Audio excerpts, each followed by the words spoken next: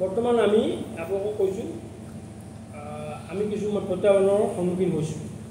ভাৰত চৰকাৰৰ যিটো গেছ তেল আৰু গেছৰ যিটো নীতি, সেই নীতিত আমি অলপমান চাফাৰ কৰিছোঁ।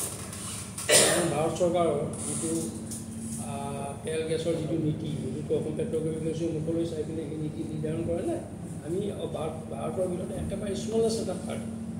গতিকে পূৰ্বতে আপোনাৰ গেছৰ ভেলু আছিলে $2.69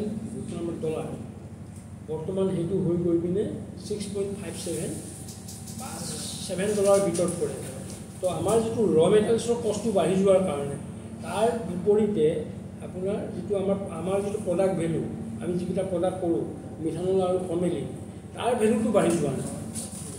তো গতিকে আমি অকণমান আমাৰ প্ৰত্যাহ্বান আছে আৰু অসম চৰকাৰে গোটেই বিষয়টো চোৱা চিতা কৰিছে। আমি মাননীয় মুখ্যমন্ত্ৰী মহোদয়কো এই বিষয়টো আমি কৈছোঁ, আমি লছটো কেনেকৈ মেকআপ কৰিব পাৰোঁ বা আমি লাভলৈ কেনেকৈ আমি ইয়াক মানে ৰূপান্তৰ কৰিব পাৰোঁ, সেই সম্পৰ্কে অসমৰ মাননীয় মুখ্যমন্ত্ৰী মহোদয়ৰ লগত অসমৰ উদ্যোগ মন্ত্ৰী বিমল বৰা ডাঙৰীয়াৰ লগত আমি বিভিন্ন সময়ত আমি কথা বতৰা পাতি আছোঁ।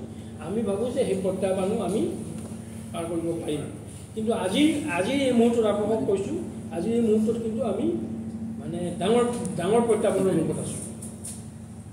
গেছৰ মূল্য বৃদ্ধি হোৱাৰ কাৰণে আমি ডাঙৰ প্ৰত্যাহ্বানৰ সন্মুখীন হৈ আছোঁ। আমি এতিয়া আমাৰ মানে কোম্পানীটো আমি চলাই আছোঁ, কিন্তু চৰকাৰে ইয়াত সহযোগ কৰিব লাগিব আৰু চৰকাৰে সহযোগ কৰিছে আমাক। আমি ভাবোঁ যে আমি এই প্ৰত্যাহ্বানটো আমি পাৰ কৰিব পাৰিম।